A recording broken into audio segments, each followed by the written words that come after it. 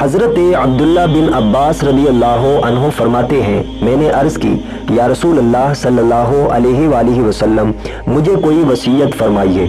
آپ صلی اللہ علیہ وآلہ وسلم نے فرمایا، نماز قائم کرو، زکوٰۃ ادا کرو، رمضان المبارک کے روزے رکھو، بیت اللہ کا حج اور عمرہ کرو، اپنے ماں باپ کے ساتھ حسن سلوک کرو، صلہ رحمی کرو اور مہمانوں کی خدمت کرو، بھلائی کا حکم دو، برائی سے منع کرو اور ہمیشہ اہل حق کا ساتھ دو۔ مستدرک امام حاکم، حدیث نمبر 7276۔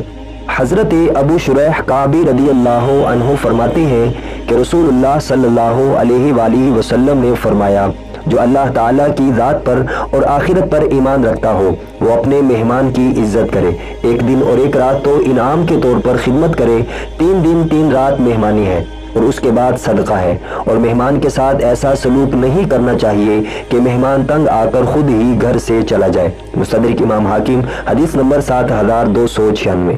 حضرت عبداللہ بن عباس رضی اللہ عنہ فرماتے ہیں کہ نبی اکرم صلی اللہ علیہ وآلہ وسلم نے ارشاد فرمایا، تورات میں لکھا ہوا ہے، جو شخص اپنی عمر لمبی اور رزق وسیع کرنا چاہتا ہے اس کو چاہیے کہ وہ رشتہ داروں سے تعلقات کو قائم رکھے۔ مستدرک امام حاکم، حدیث نمبر 7278۔